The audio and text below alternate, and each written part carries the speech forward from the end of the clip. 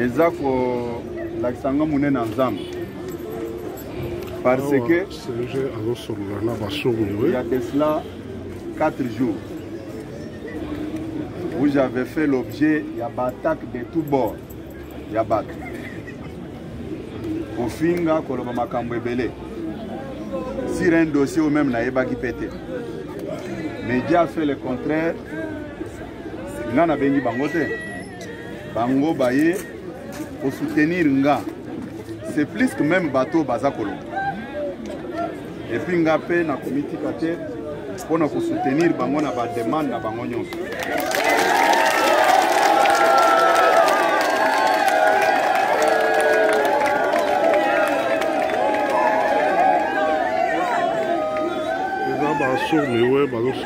pour soutenir le secrétaire général de l'UDPS Gisèle Kabouya na makambo elekaki il faut akumisa nzambe na ba makambo ya boye parce que nga na invitaki bango lelo mais na monika bango moko batondi awa po bayebisanga makambo na bango basolola nanga c'est une façon de me consoler me calmer na makambo nyonso na utaki ko traverser na mikolo e uti koleka ce que je peux dire par rapport à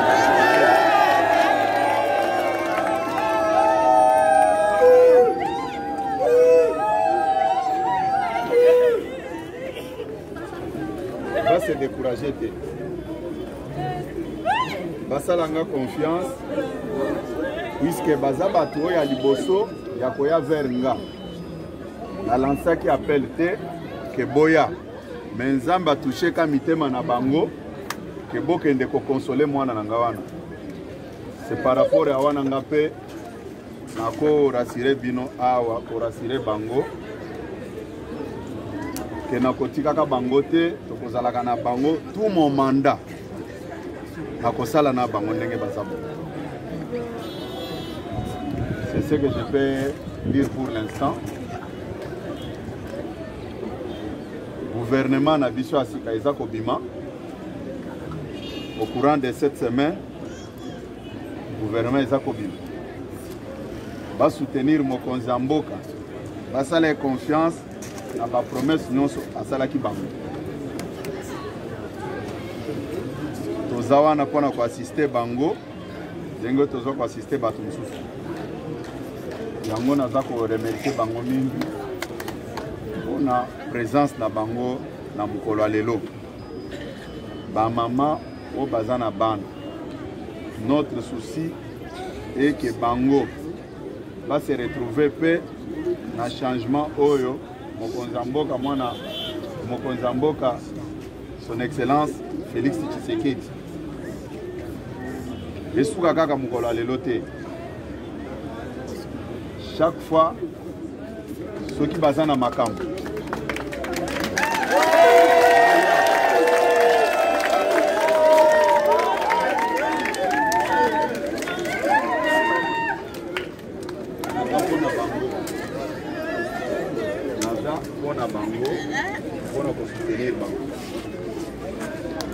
naebi makoki na biso eza moke mais naebi bebele bauti bisika milai oyo nakanisi baza koenregistre bango nyonso il faut tozala na fichier na bango to identifier bango na ndenge mokonzi ya mboka alakaki bango centre département oyo bakosalela bango wana base retrouve pe na kati ya réussite na baprojet nyonso ya mokonzi ya mboka bakanisa te ke baza bato moko oublié puisque oyo bango bauti kosala sikoyo nakanisi bayokaki te mais c'est Dieu qui les a suscités pour baya vers nga pour me montrer son attachement envers nga.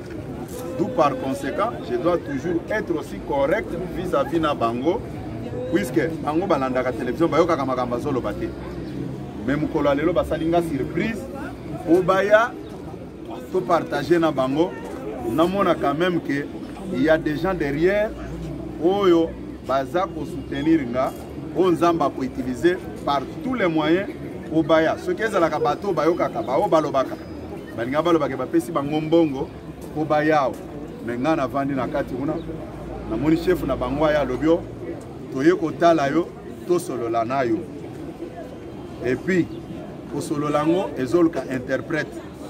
C'est pour moi une grande joie et puis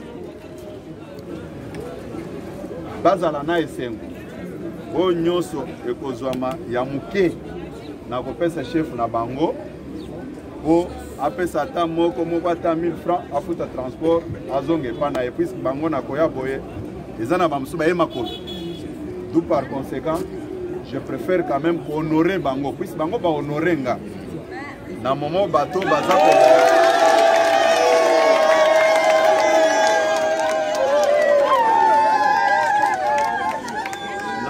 bato baza koloba baza kosala ba réunion contre nga mais bango bato baza koloba te nzambe atouché mitema na bango po baya vers nga.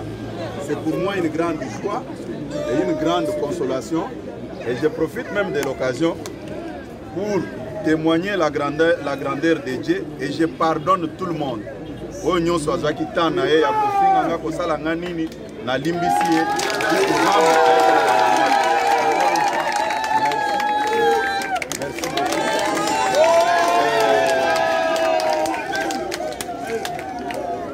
aya kotalanga moi un petit transport na kopesa ye po apesa bango na geste bango basali. Merci beaucoup.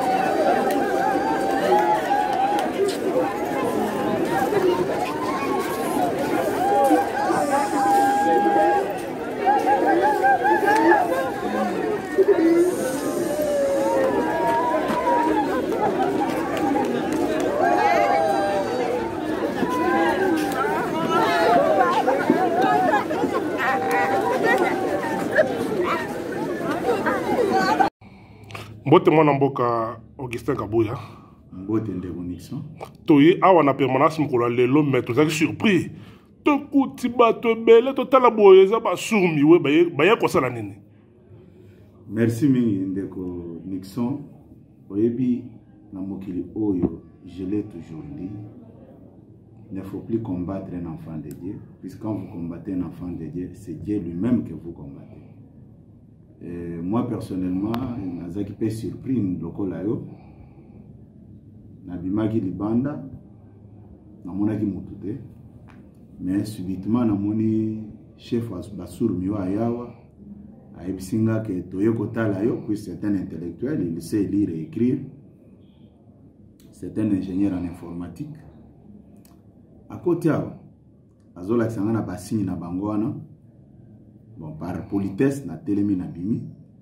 Nde namoni bande kona biso basurmi wana bayaki wana ebele ke baye kotalanga. Bon, baye kotalanga po nini balobi puisque interprète azaki wana. Interprète na bango alobi baye kotala yo po baye biso makambo bazanango mais surtout oyebisa bango makambo nini elekaki. O bayoki ke bato ebele bamenasaki yo yango bo nayebi te bango pe bayaki ebele croyant que soki bitumba eza babunda nayebi yango te. Mais ce qui m'a beaucoup touché c'est quoi? Dieu parle d'une manière ou d'une autre. Puisque muto azana semence sans zambe, il faut comprendre le message à basurmi wana. Puisque oyebi ke baza bato balobaka te makambo na bango nyonso elekaka na signe. C'est pour toute la première fois dans mon permanence envahie, inondée par basurmi wana. C'est un grand message, on a retenir. Na moni que Zamba aza toujours nanga, Zamba ko abandonner ngate et nano abandonner ngate, aza toujours nanga. C'est ce que je peux vous dire pour l'instant. Et puis, na CP na bango. Et je profite même de l'occasion pour que j'ai pardonné tout le monde. J'ai pardonné tout le monde. Et je continue toujours à aimer tout le monde comme auparavant. Les Cambo, et Tindaki Bele, Baloba, Ezaki autour de la nomination, arrêté à gouverneur. Mais moi, mon général total que Nanzela va arrêter wana au final mingi mais bato bele pe bazalo kolobete il faut au senga ba excuse pour il dépend à partir moi ko koye na piège wana te mais yo zo pardonner mais bato zo le pas na yo excuse. Bon, oyebi c'est de l'ingratitude et la malhonnêteté ce que qui nous taza ko réfléchir lengwana. Oyebi les andesoni en dehors il y a un mot provisoire na arrêté wana. Pour muto amayele alinga ko réfléchir lengwana te. Muto amayele, muto azana sagesse dans de tels genres de situations à ko se précipiter na kolobate. C'est bien beau. Je demande pardon pour avoir fait quoi? Je suis un secrétaire général d'un grand parti. Vous pensez que je peux engager le parti sur cette voie-là sans discuter avec la haute hiérarchie du parti? Ce n'est pas ça le problème. Je suis conscient de tout ce qui m'arrive. Il n'y a que des gens moins intelligents qui peuvent comprendre en côté.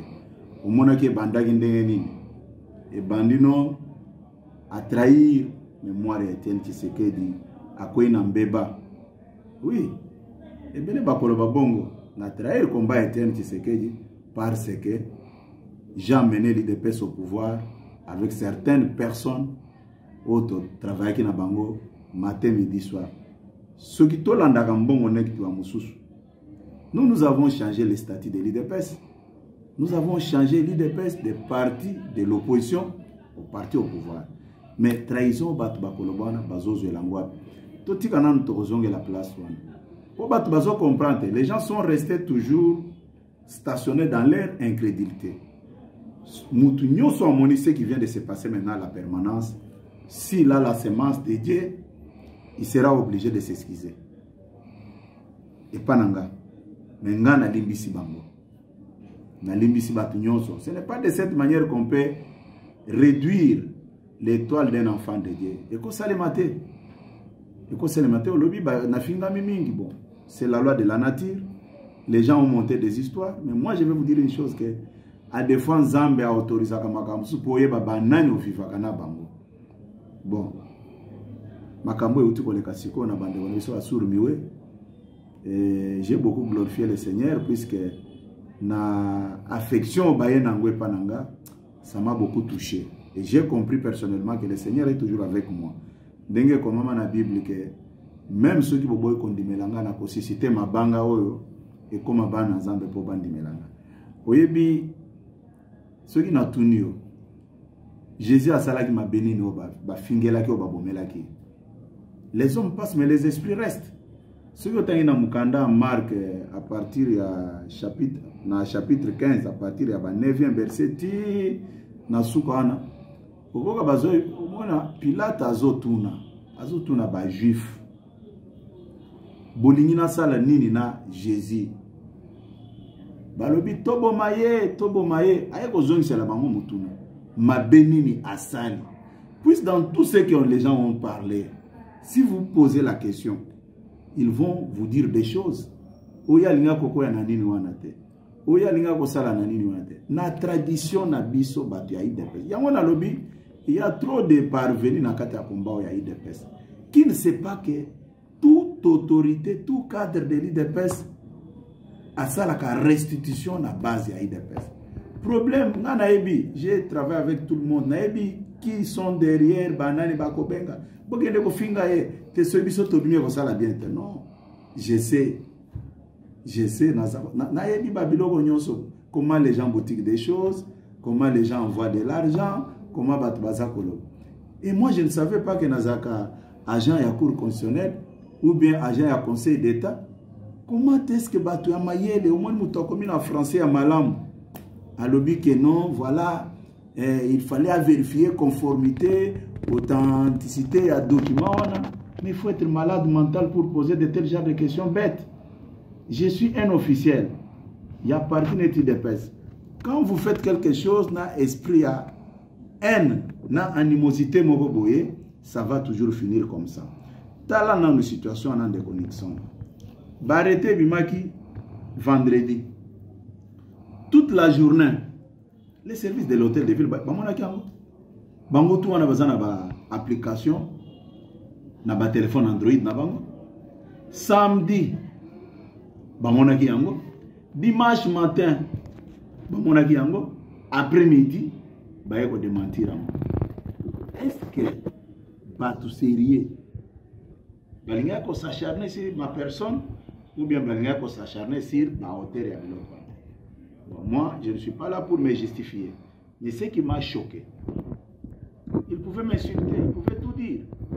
Mais quand ils ont compris que cette voie, nous allons sortir perdants, ils ont boutiqué encore une autre chose. Quoi? Il a insulté les gens de la diaspora. Moi, je n'ai pas reçu cette éducation auprès de mes parents. Je n'ai pas reçu ça.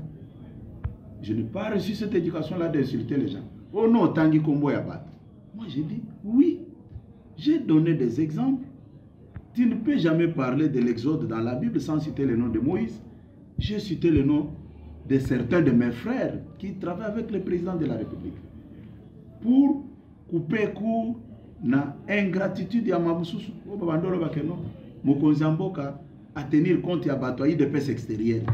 Et en citant ces noms, oh non, fingi bato. On va où? C'est pourquoi on a dit que quand vous lisez le livre de Marc au chapitre 15, verset 11, quelque part, au moins Pilate a dit juif. Quel est le mal que Jésus a fait pour Bosenga que Tobomaï? Exact. Ceux qui ont tenu tous mes détracteurs là, qui ont pris tout leur temps en m'insultant, en me critiquant, oh, Augustin est incompétent, il est médiocre, il est ceci. Moi j'ai dit, ok, bravo. Je suis médiocre puisque j'avais tenu la tête et j'ai amené l'IDPS. Même mes enfants, Bana ya Mutuana, Papa na Bango, Azaki parmi Batu, Obamema, IDPS on a pouvoir. Tango Bazoro Babazo, Boma IDPS. Un village, Balongolo on a village, Bamemi on a grande ville, Balobino Basali Mabe. Biso tozaki na opposition. Tozako Nyokoma, Tozako Betama. Mais grâce à nous, le parti est arrivé au pouvoir. Non, biso tokotika débattre ya makambu ya redynamisation en parti. Je suis un gestionnaire formé. J'étais même surpris. Pour moi, à un niveau même, il y a médiocrité à Batou. Ils ont dépêché même quelques petits mercenaires sans connaître le parcours de quelqu'un. Balobi, oh non, Augustin là, n'a jamais étudié à l'IEC. C'est un faussaire de connexion. Ça, vous allez me dire que j'ai triché ça. Ça, ce sont mes photos en tant qu'étudiant au graduat, quand j'étais collé. Ça, ce sont mes photos dans l'auditoire avec les amis. Et par exemple ici, l'ami ici travaille à la DGI, ici à Kinshasa. Tous mes collègues sont là, bien connus. Et ici, vous allez me dire que non, Augustin est triché. Ça, c'est au niveau des graduats. J'ai fini mes études universitaires, collé, étudiant en bonne et due forme, comme tout le monde. Mais quand même, les gens prennent tout leur temps. Yakoloba, non, nous sommes allés mener des enquêtes pour trouver qu'il n'a jamais été à l'IEC. Ça, c'est grave. Et je dois commencer à répondre les jours même de notre collation. Tu vois, les autorités académiques sont en train de me saluer au balcon devant le bureau d'IDG, mais quand même, ils ont pris tout leur temps. Yakoloba, que non, il n'a pas fini à l'IEC. Et je dois encore démentir une telle information.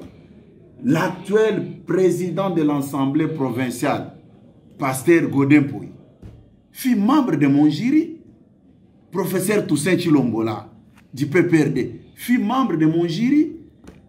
Mais je ne peux pas revenir sur ça. Ça, ce sont mes photos de licence. J'ai montré les photos des graduats. Et vous allez me dire que des gens pareils, et je dois perdre mon temps pour commencer à me justifier.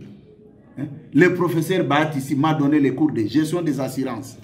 Godin Poy m'a donné les cours en première licence. Toussaint Memema. Il y en a plusieurs. L'ancien ministre Matenda m'a donné les cours de management au graduat. Mais je dois commencer à justifier tout ça et vous allez trouver les gens en train de spéculer, Non. Ce n'est pas seulement vous, on parle aussi de Jean-Marc Abound qui n'est pas licencié, c'est un simple diplômé. Écoutez. Ceux qui ont mis ces pays à genoux, ce ne sont pas les D6. C'est nous les cadres universitaires. Vous voulez me faire croire que les gens qui ont fait l'université sont plus importants que ceux qui n'ont pas fait l'université de Nixon. Les gens doivent arrêter avec les débats des caniveaux. Ça ne nous avance pas. Moi, j'ai résisté à des corruptions. J'ai tenu flambeau. J'ai parachevé les combats de Tian Tshisekedi. J'ai honoré sa mémoire. On l'a enterré avec dignité. C'est Kabouya qui vous parle. Ce n'est pas un petit groupe d'individus. Vous vous retrouvez dans un coin animé de la haine, de la jalousie. Ça ne peut rien changer. Tu vois, Dieu vient de confondre beaucoup maintenant là. Regardez d'abord les sourds-muets qui se mobilisent de tous les coins de la ville de Kinshasa pour venir me rendre visite. Je n'avais pas souhaité ça. Je suis un humain. Les gens doivent comprendre. Ezana mukolona kosala mabe wana et kosala siko ke ba obtenir eloko bazosala. Moi j'ai vu même Batu au Bajera parti oyo. Chassé même dans ce parti par les Fétiens Tshisekedi pour les motifs de vol. Mais ce sont eux aujourd'hui. C'est comme l'histoire de Barabbas et Jésus. Ce n'est pas pour rien que Jésus a salaki ma bénine.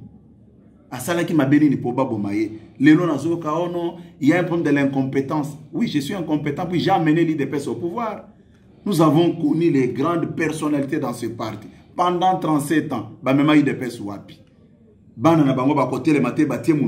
Mais devant mes enfants, non, son père avait amené l'IDPS au pouvoir. Un peu d'irrespect. Vous pensez que moi, quand ils se sont lancés dans des colibés, dans des racontards, moi je manque aussi comment convoquer la presse pour parler. Je sais comment communiquer. Je sais comment parler. Oh non, ce qui a abîmé à lobby, au sacré toujours. Oui, et dérangeaka toujours bamiyibi. Bateau basala ba gafne ba matinée nangé dérangeaka. Matinée eza initiative Etienne Tshisekedi. Tu ne peux pas dire aux gens que non, tu es un tshisekediste, mais tu combats la matinée politique. La matinée, c'est un cadre par excellence pour communiquer avec la base du parti. Et tel que vous me voyez là, déconnexion, j'ai été touché dans mon homme intérieur, puisque je pouvais tout entendre. Les arrêtés du gouverneur, signés. Et on me dit que non, il fallait vérifier ce qui. Mais moi, dans Augustin Kabou, il y a Liboso, cabinet, il y a gouverneur, et Boya Kiango. Toyo comme on a Moussou Bimi signé le 20. Et ça des confusions te place wana. Non, écoutez, Nayoki, et là, je suis vraiment choqué. Na raisonnement, il y a Batu Moussou, au Nayoka qui baza koloba. Pourtant, comment est-ce que les gens sont méchants?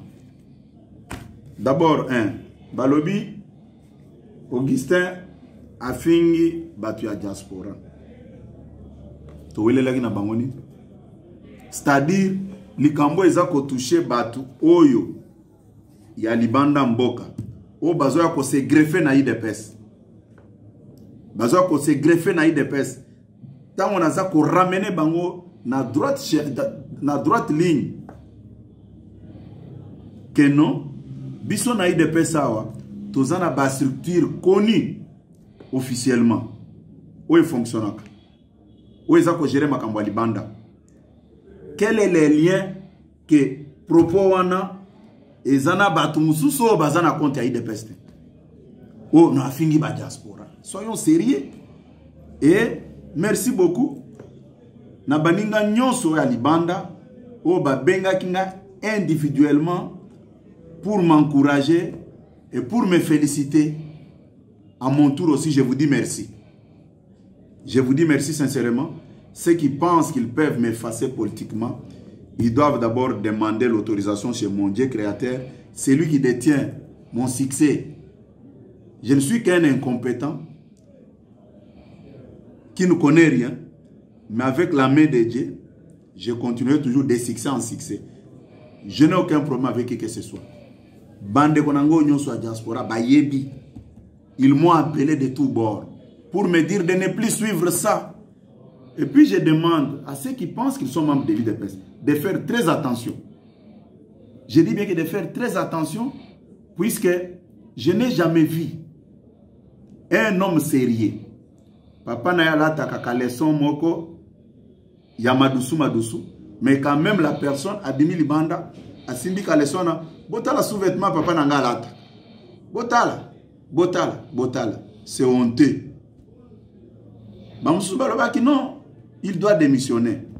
Oui, je dois démissionner puisque j'ai amené l'UDPS au pouvoir. J'ai marqué une histoire, j'ai dit je sais de quoi je parle. Kabouya n'a jamais divisé les gens. Kabouya a toujours travaillé sur l'unité. Et Belé Bazako Tuna me parti en Wezandengenin. Tant que bazo ya koleka bazo passer temps na bango nyonso na ba réseaux sociaux. Ko finga ba cadre ya parti. C'est ça la démocratie. De quelle démocratie on parle? C'est ça le débat d'idées? Et quand vous insultez la hiérarchie de votre parti, et vous vous attendez à quoi? Vous dites que non, nous soutenons Fachi. Non. Et zaneti ya no azana mwasi na ndaku, oyaka ko beta mwasi ya na yo, ozako finga yo, ozako finga mwasi ya grand frère na yo. Ndenga za salite, ndenga za mwasi moko mboka, ndenga za villageoise, ndenge aza mabebo ebo. Mais quand même ozo sa grand frère no que grand frère na linga komingi, c'est du n'importe quoi. Nous sommes les collaborateurs du chef de l'État. Nous sommes de la famille politique du chef de l'État. Imaginez bozako pesa na mokonzamboka na batu nyonso bazako tala bino.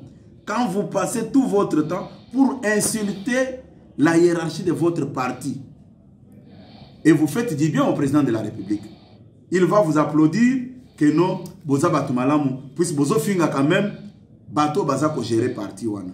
C'est n'importe quoi. Et ça la bakabongote.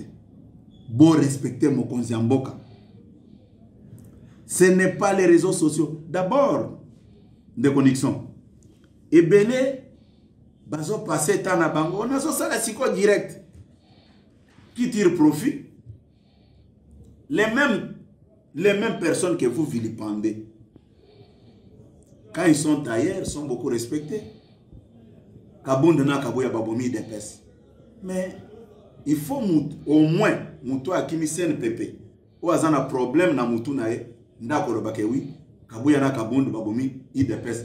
Comment expliquer un homme sérieux à Kouti parti et ça lui 37 ans dans l'opposition? Mais un petit groupe de gens, Baye Balobi,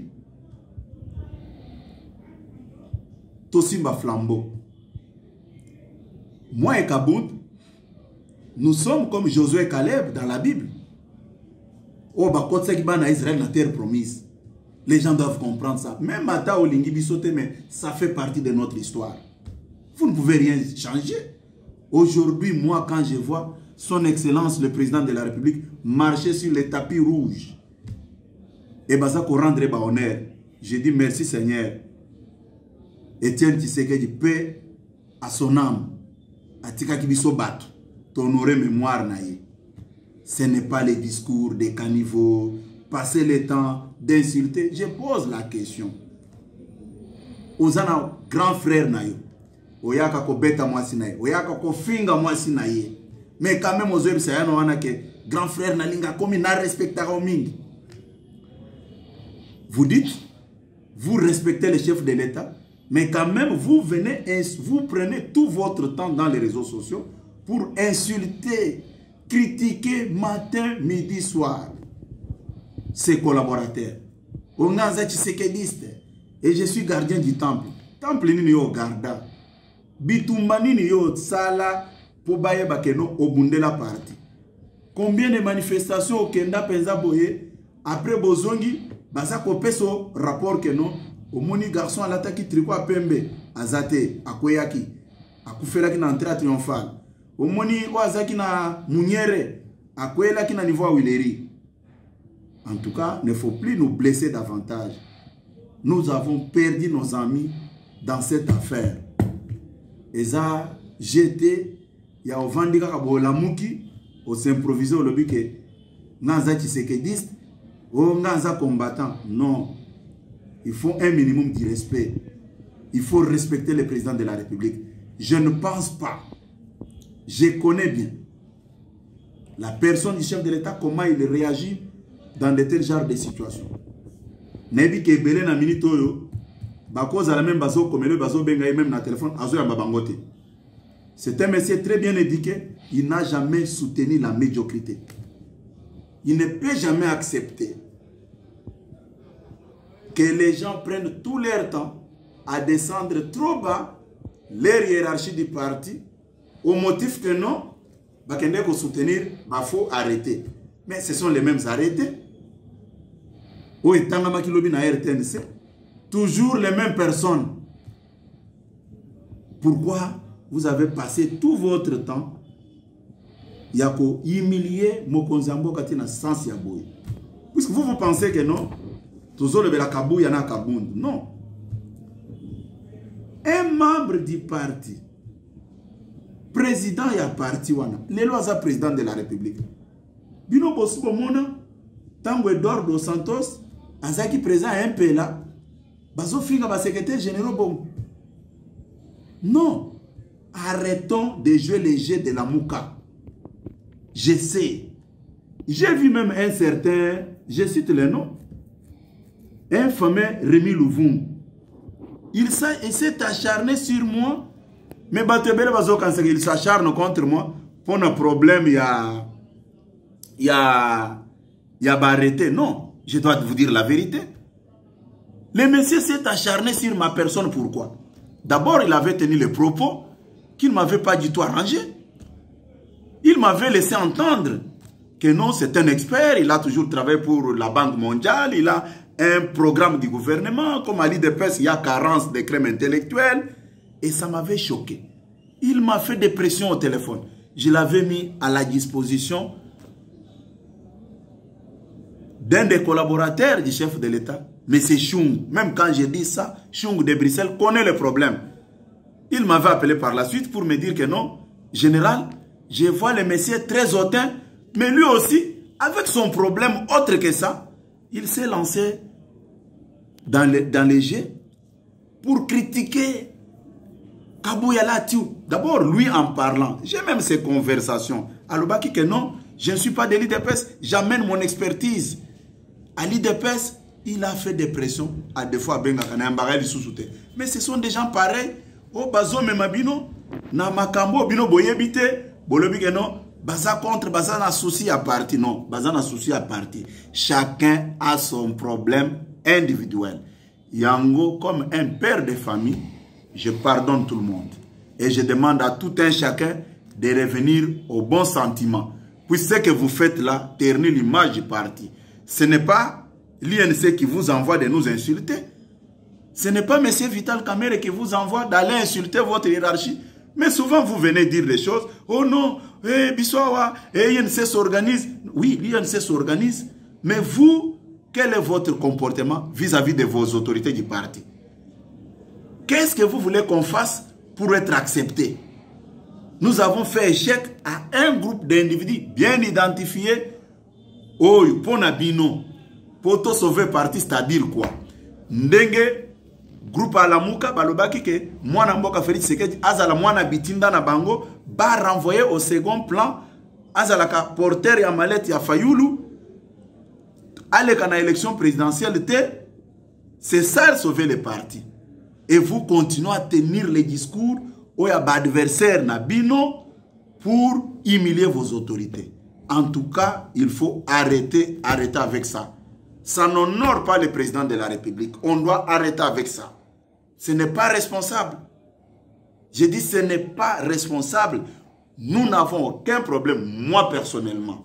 Je n'ai aucun problème avec mes amis de l'IDPS extérieur. Jamais. Et je voulais que l'ordre établi soit respecté. Oh non, balingi ko exclure batu.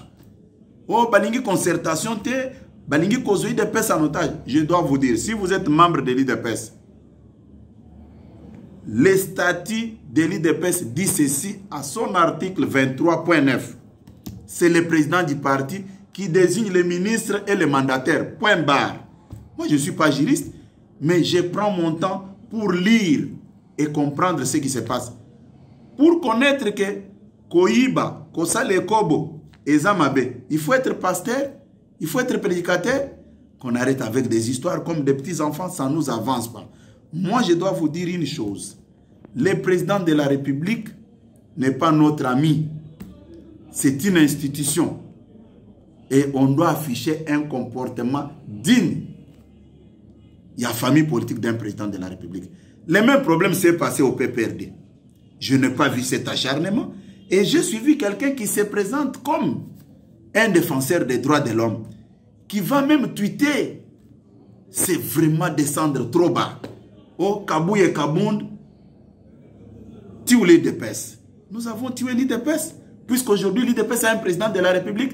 Quelle ingratitude! Même Dieu ne peut pas être d'accord avec vous. Il faut arrêter avec ça. Un défenseur des droits de l'homme, c'est quelqu'un qui est au milieu du village. Mais en parlant, mais je le mets en garde. Je le mets en garde. Je sais réagir. Qu'il arrête avec des bêtises. J'appelle ça bêtise. Il avait importuné le président Tshisekedi quand le président Tshisekedi parlait pour le dialogue.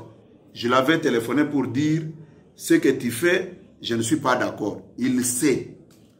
Dernièrement, il avait importuné le président Félix. Je l'avais appelé. Il sait ce que j'ai dit. Comme il n'y a pas de réaction, il continue. Il continue avec des bêtises. J'appelle ça bêtise, je pèse bien mes mots.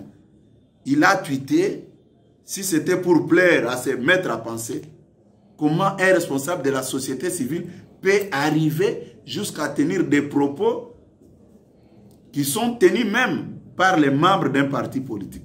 Nous, on peut avoir des problèmes entre nous. Nous sommes des politiques. Nous savons comment recadrer ça. Mais, je suis très heureux de Nixon parce que, quelle que soit la durée de la nuit, le soleil finit toujours par apparaître. Les arrêtés du gouverneur où il fait couler beaucoup d'encre et de salive et Tangamaki. Et Tangamaki, tous na compétition te yakotala nanazana raison, nanazana tort. Ngai d'abord, na sala na cour constitutionnelle te, conseil d'état te, mais quand même ba pesa inga musala ke comme je suis agent, il y a conseil de l'état ou bien cour constitutionnelle, na ngaki kenena ko vérifier ce qui bani no aneza mabeto malamu non. Non mes amis, eza biloko asoni toyokisi mokonzi mboka soni na ndenga mabe puisque biloko nyonso ko sala kwana batu mususu bakotaka na ba réseaux sociaux na batangaka. S'il y a un parti politique où leurs problèmes sont exposés, c'est à l'IDPS. Ceux qui ont montré l'IDPS, ça là na parti. Ça la parti non mususu. Mais koluka kolo non, aze sika na yete. Non. Naze sika na ngate. Oui, puisque les lobos comme qui t'anandili bazo tuna muto côté. Il y a toujours les mauvaises interprétations. Il y a maloba batu bazolo. Oui, bitango mokonzi mboka lobaki batu président excellence Félix Tshisekedi na Namibie. Tango alobaki ke fini makambo ya ba exil. Oki nenge ba fingaki. Hein? Bolanda ki a mon Nixon. Oh, Félix Tshisekedi alinga laksanini ba fingati. Mais eloko alobaki alaksaki que non, comme la démocratie est entrée, ça ne sert à rien. Yakobi Malibanda, kolobake non, voilà, nous sommes dans l'insécurité. C'était ça le message. Mais est-ce qu'il avait mérité ce traitement-là? C'est pourquoi j'ai dit une déconnexion. Je tiens à remercier sincèrement Bande Gonepso Basour Miwe qui sont venus quand même me visiter. Na sepela ki mingi na geste na bango. C'est ça l'humanisme. Bible eza kolobake na moment nyonso il faut kotale na Nzambe aibine naza ko canaliser bana na. Na mona ki batu même na ba discussion. Omoni musu azolo banini. Bino nyonso bokende simala muka bolanda lisuma kamwe. Est-ce que débat ezalaki entre la muka na IDPS? Est-ce que la muka en question même existe encore? Batu batika bakota na makambo ya IDPS ngulu te puisque batu balingaki bayoka ke Kabuya koloba ndenge nako sala bino eloko te. La vérité est têtue. Maintenant que les arrêts sont là, Muto azana mato ya koyoka ayoka naye à la prochaine occasion. Ceux qui ont moni likambo. Ceux qui ont benga na yambite salilanga SMS. Nako yanola yo. Bobimi ridicule, ma finga moko naza kotala bona lobi. Ah Seigneur, merci parce que vous avez permis que je puisse connaître l'état d'âme de tout un chacun.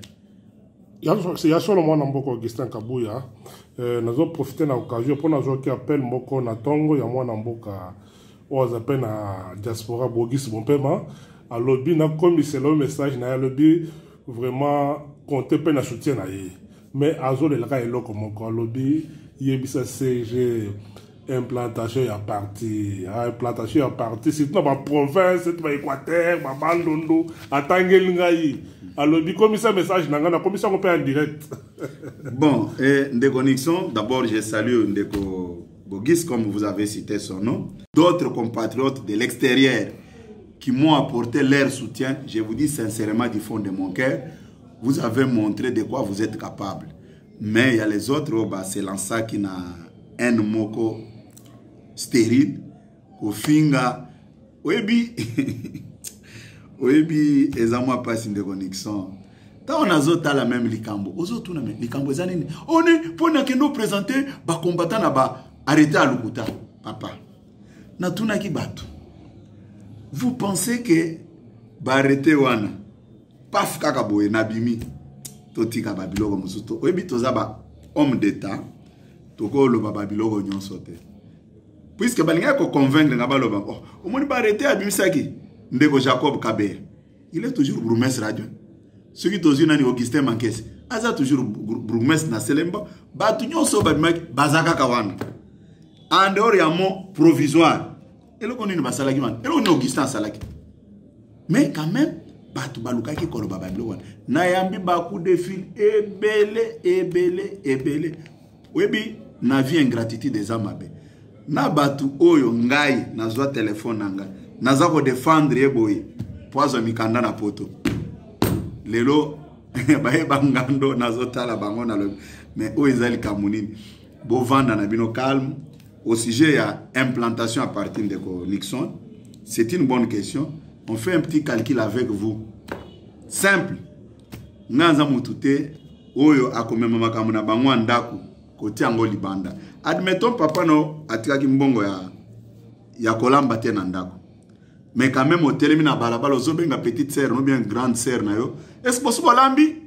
Possible lambi fufu esebeli? Possible lambi madesu? C'est-à-dire quoi?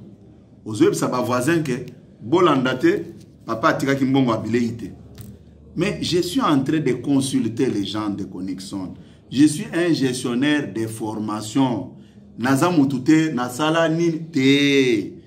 Tu ne peux en aucun cas chercher à engager l'entreprise sans connaître ce qui s'est passé avant vous dans cette entreprise. C'est très important. Et tu ne peux pas parler de l'implantation du parti au moment où les gens sont diamétralement divisés. J'ai commencé avec des consultations, des réconciliations avec tout le monde. Ceux qui ont été bureau nango, même ce qu'il a fait, ça me dépasse même. C'est pas il a témoignage oh non, akangi mo conseiller na mulangi, comment à quoi défendre? Non, le chef c'est un monsieur honnête. Il est sincère. Comment expliquer des connexions? Balobi faut qu'on bande ko implanter parti. Nazo que nous implanter parti. Na ville autre, on a 4 comités dans une même ville. Au Bamoto Bazako se réclamer à IDPS. Non, on ne fait pas faire des comédies. Naïebi, quand est-ce qu'on doit commencer le travail? Deuxième chose, Webi Constitution, Nabiso Nini et Lobby. Ezana Bamsuba Kobima, ba ministre Kalamingite. Ezana Bamsuba Kobima, ba mandataire. Oso proposer Moutou. Un mandataire à cause de la responsabilité à miner na kata parti na été. Même un ministre. Batunyo sowana. Ce sont des notions élémentaires. Batubazotia ba makelele. Tozongela siko likamo implantation à parti. Je prends un petit exemple. Nous avons 26 provinces.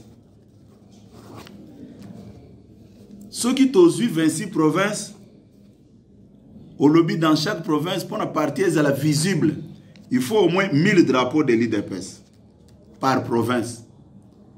Drapeau, moi, ça a combien de connexions? Tous au minimum $10 par drapeau. Mais drapeau, ils ont $10. Ils ont plus que même ça. Il y a meilleure qualité. Oui, non, ça c'est un parti au pouvoir. Ce que 8 000 fois 26 provinces. Hein? Ce que 1000 drapeaux fois 26 provinces, ça donne $26 000. 26 000 drapeaux. 26 000 drapeaux. 26 000 drapeaux. Ok?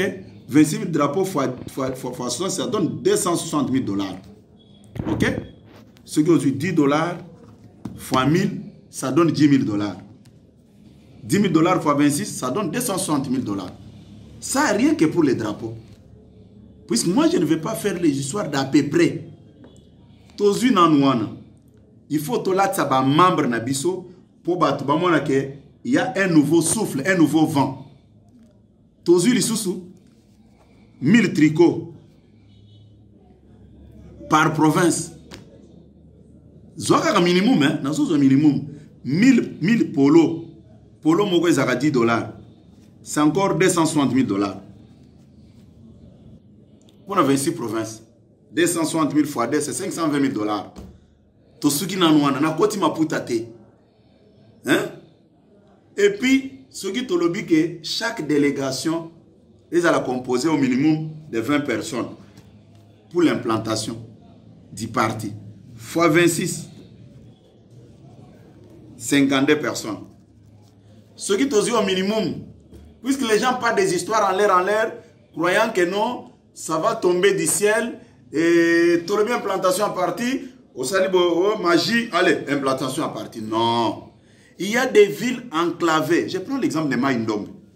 Réalité à Maïndom, ils ont des Mokona, où ils sont à Congo central, Netueza, Nakasa oriental.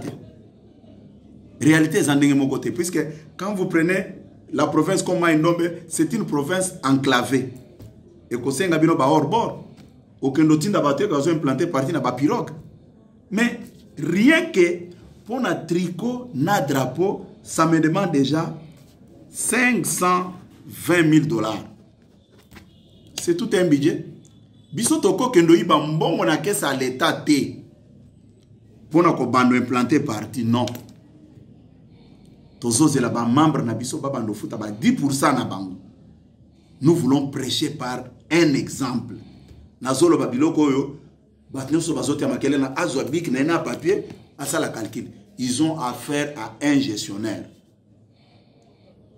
Je te dis, ils ont affaire à un gestionnaire, pas gestionnaire et à réseaux sociaux. Na lobby pour la visibilité à parti. Et troisième point, et ça n'a pas bisika mususu, na ba province yo soto na ba permanence. Vous entendez bien? Location yandako. Tolingi ba cadre tango ba kwa na ba 10% na bango et de biso tout sombe la partie dans chaque province un siège.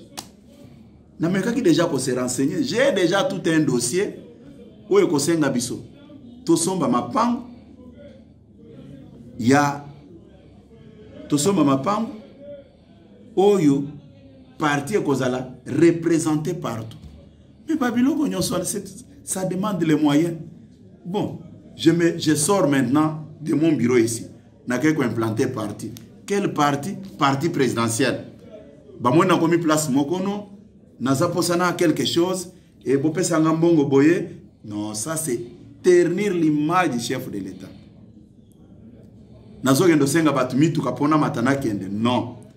Boza la calme, on est en train de travailler sur la question. Nana lingite que batwa que notre so qu'une implantation à parti pour pas nous rançonner batumususu non. Moi je ne fonctionne pas comme ça. Je préfère que ma camunionso ezala mis en ordre. N'a pas en déconnexion sur ce point-là, il n'y a pas un débat à tergiverser. Les gens doivent se calmer, se tranquilliser. Et ça c'est comme ici $1000 au lobby que non, natinda kimbongo. Pour pas ça là, implantation à partir. Non, ce n'est pas ça. Ce n'est pas ça. Je suis un gestionnaire de formation. Je n'ai pas fait les droits, ni la technique, ou bien la médecine. Non. J'ai fait la gestion financière. Je suis le produit de l'ISC que les autres contestent aujourd'hui. Je viens de là. Là-bas, nous sommes des praticiens. Toyebi, dans le bac, dans l'émission, j'avais demandé à tous les secrétaires nationaux, chefs de département, aux chefs de commission, secrétaires généraux adjoints, de me faire un rapport, faire un état des lieux de chaque département. C'est comme ça. J'attends les rapports. Mais en dehors de ça, j'ai aussi ma vision. Comment faire fonctionner les partis. Que les gens s'arrêtent, que les gens se tranquillisent. Que les gens se tranquillisent. Quand les gens veulent, comme on dit en français, qui veut noyer son chien, l'accuse d'arrage. Hein? Qui veut noyer son chien, l'accuse de rage. Mais nous, nous faisons la fierté. Même les losoko qui sont dans le mausolée, et si ka ba bomizo to papa na biso Tshisekedi, il est fier de nous. Atika ki ba vagabond politique te. To honorer mémoire na ye. Ça doit être présenté de cette manière. Ngana kabondo to bomi parti te. Si tu n'es pas d'accord avec moi sur d'autres points, ok. Même Jésus-Christ n'avait pas fait l'unanimité. Na uti ko tangelo na Bible là. Pilate atunaki ba juif mabeni ni asali. Ote aza ko mibenga nzambe. Suki otuni mabeni ni kabuya asali. Opo présenter ki ba combattant. O ba bourgmestre ba nommé bango. O ezaki ba faux. Ezana babilo musuki na lobiango et ko diminuer nga kenaza homme d'état te na ebi ko garder secret d'état. Ce n'est pas important. Mais je vous prie seulement mes chers frères, 2023 n'est pas loin de nous. Il faut respecter les chefs de l'État pour tout travailler d'arrache-pied, tout s'imposer. En 2023, tous à la contrainte à la alliance na batute. C'est ça ma mission. Moi, je n'avais pas reçu mission. Il y a polémiquer dans les réseaux sociaux. Finganga nengenyo solingi, ngana koyate, dekonanga ya IDPS extérieur. Restez toujours serein. Merci pour vos encouragements. Je vous porte toujours dans mon cœur. Moi, moi, motuna ya suka ezape muke senga yena dans jeu minute pour to comme na suka masola bisa mukula lelo mais balobi ndenge nini moto yo échoué ki na élection bako cha secrétaire général. En tout cas, merci beaucoup de connexion. Au monique biso toza ba hypocrite. Oui, pourquoi on a lu que toza ba hypocrite? Mais qu'est-ce qu'on reproche à Corneille Nangaa? Batika ka Corneille Nangaa. Qu'est-ce qu'on reproche aux amis du FCC? Hein? Ba reproche à Kabango, battre chaque élection. Et bango banga kozo ba député bongote. Mais d'un côté, baza ko confirmer ba résultat biso tozwa ki ke to mérité yango. Ça ne sert à rien. Comment tu peux aimer une chose et son contraire? Au moins nous le dit non, ba mérité eloko wana te, mais dans ta propre maison de connexion. Oui, bi ke ti lelo tango nazo tambola na moi mbao. Ba benga kanga kaka. Félicitations honorables. Ba kansaka que nazaki proclamé et passé. Ça c'est vraiment ridicule. Comment expliquer mon tout sérieux à koki kozana raisonnement net à moi na maternelle nengwana. Ça c'est très d'ailleurs moi na maternelle pour réfléchir bien, mais c'est un raisonnement comparable à quelqu'un qui a fui CNPP. Comment expliquer? Binobo critiquer Corneille Nangaa. Oh non, ce sont les députés nommés. Oh Babilo Kwana, élection ezaki triché, et ezaki triqué, et ba triché élection wana. Mais quelque part, pour Kabouya, il a mérité ce qu'il a. Non. Si vous voulez connaître ma position, vous avez une déconnexion. Na yebisaka chef nabiso mokonzi nabiso. Na yebisa premier vice-président de l'Assemblée nationale. Naïebisaka, président de la République. Moi, Kabouya, je n'irai pas à la Cour constitutionnelle pour introduire mon recours. Introduire mon recours, c'est remettre en cause notre victoire à la magistrature suprême. Ce qui est fait, je tourne la page. Nalobaka Yango, et je reste toujours constant. Kabouya n'est pas un chasseur de postes. oyo nga ba avantage nga na ba occasion ba opportunité nga na zone de connexion. Vous pensez que ba pesi yango batu nyonso ba kotika ngo? Hein? Moi j'ai vu les gens venir pleurer dans mon bureau ici et pour nani ondimi oboy kozala ministre na le non je dois garder les partis. Batu ba comprendre pourquoi na lo ba que nazo garder parti. Stovan na bino bandato. Yo moni ba yo pesa nga ke sambongo. Parce que j'ai un grand souci de cette œuvre. Baninga na ngai bele ba kufa na komba oyo. Baninga na ngai bele ba bengana bango na misala na komba oyo. Je ne peux pas sacrifier ça. Eza babiloko moko ezanga tina. Batika ko c'est la corne nanga ke asalaki maponomi ya mabe. Batika pe banda lelo ko c'est la bande ko FCC ke batricha ki po bazo ba député bele. Batika ko c'est la bango puisque d'un côté balobi ke batricha. Mais quand même bazo la ba ke Kabuya zaki élite de connexion entre nous. Qu'on se le dise quand même. Kabuya za l'élite wapi? Ah on a Kinshasa. Non non. Ceux qui bazana tembe ba aligner biso lisusu. Hein? Ba aligner kaka biso ba mo ba oka soni. Ça ce sont des choses au bazolo. Oyebi ceux qui oyebi de connexion. Oyebi mwana muke raisonnement na ye. Ceux qui a mon avion zole. Oyebi obunda pe bitumba wana. Avion zole kalikolo. Ali bobando bunda. Te avion yangai. Te yayo te sanga le bitumbe bandi nango. Oyebi makamwana. Nde débat otozanango. Au moins bazo bunde l'avion ou ezole kalikolo po oya lo baike avion yo eza nga moninga tete nga mona pona ke eza nga liboso na eza yo te ale yo kaka ale kamata bitumbe bandi papa ezo komisa biso wapi nga nazozongela kaka ke bande ko na biso yo baza koloba baza koleksa tana bango pamba batika koyokisa mokonzi mboka soni. Puisque c'est la famille politique de l'actuel président de la République démocratique du Congo. Comment ça? Un petit problème, piouf, bango tout basant les réseaux sociaux. Finga, lobaboye. Où est-ce que vous avez déjà vu d'autres partis politiques? Nous, c'est la démocratie. Nous sommes des Tshisekedi. Papa, vous êtes des Tshisekedi. Mais, vous tirez nini wanapi. Bref, na web so que na zo sekana bamitune belé, ce n'est pas important. Kabuya a marqué son histoire dans ses partis, puisque 37 ans d'Iran, tozali baumbu ya batu, to bandai ko betama. Chaque minute rando e biso ke birode enlever mout. Nanjili wana olinga komata avion te sans osa la déranger. Mais lelo toza ba prince ya royaume. Toza lelo ko bénéficier musala mutoki ya papa na biso Etienne Tshisekedi. D'où par conséquent ça ne sert à rien ya kolobaka babiloko moko ezanga mutuna makolo Kabuya saliboy. Oh Kabuya zobo ma parti et il est incompétent. To sala ki no concours yo bimi. Oui, je comprends. Je suis incompétent puisque naïba kambongo a parti te. Hein? Naïba kambongo a parti te. Oui, son excellence tant oiseau présenter programme naï. Hein? Président de la Balobagini. Balobi que je n'ai pas de l'expérience puisque na un projet à quoi na tiralo ibambongo mboka te. Vous comprenez? Lelo mutoza na expérience, il faut zalo yiba na yo. Hein? Di yo ozaki a ko gérer parti yo. Tinda ba petit na yo. Baya ko finga biso. Toyebi c'est toi qui es derrière. Mais j'ai déjà dit aux gens na ko tourner mandu inanga sérieux. Comme ça, on peut apprendre comment respecter Bato. Ce n'est pas important. Tokomi Nasuka, merci Mingwana Mboka. Nous nous remercions de Nixon na opportunité aux pesanga pour naloba. Mais bande onanganyo soit libanda Mboka. On va remercier, on va présenter que soutien à Bango.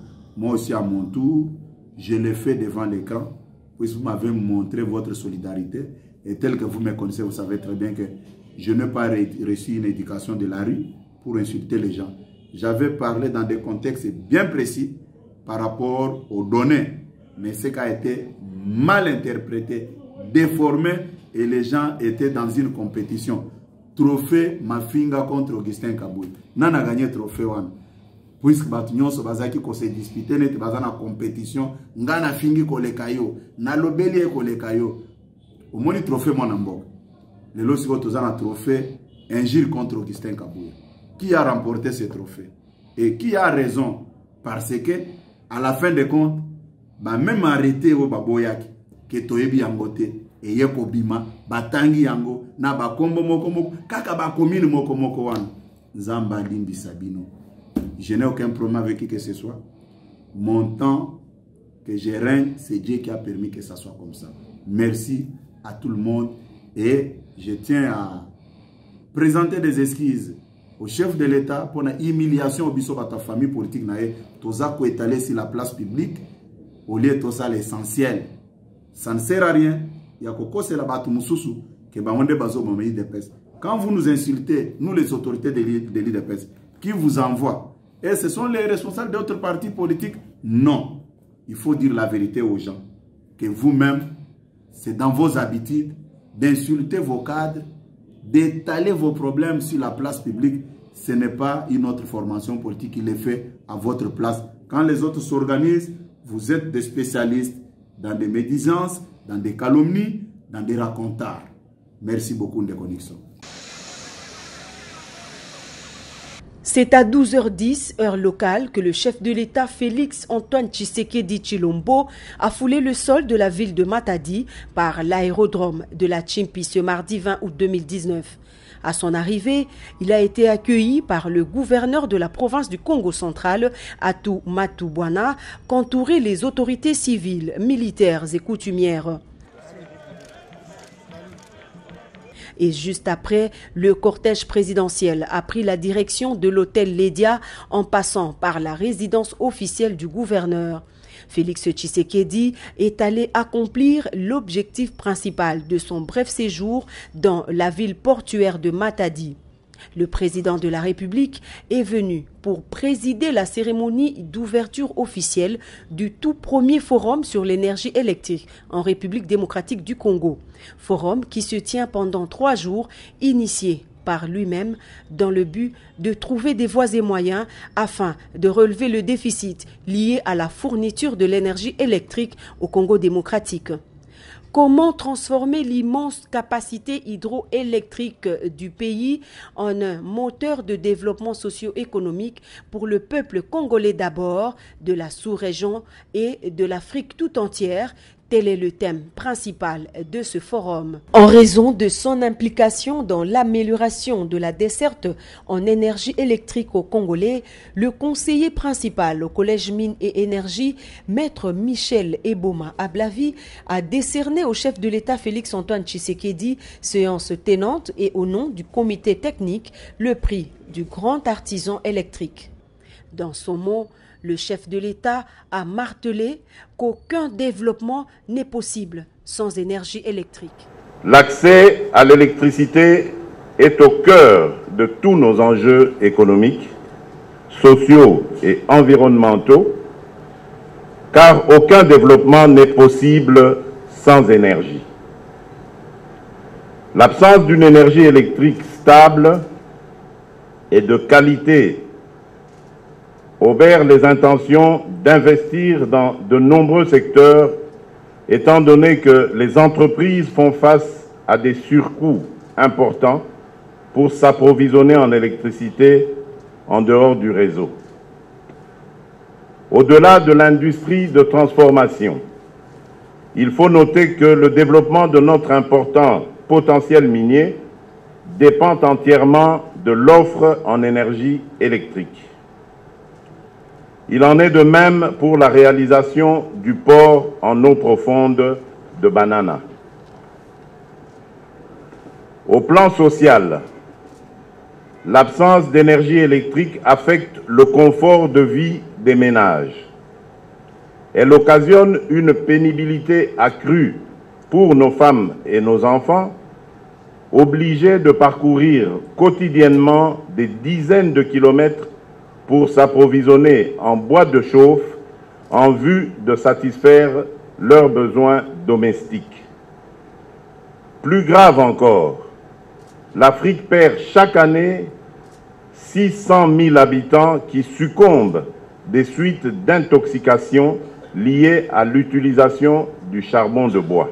C'est pourquoi j'ai demandé que l'accès à l'électricité soit inscrit comme la première des priorités économiques de mon programme pour le quinquennat.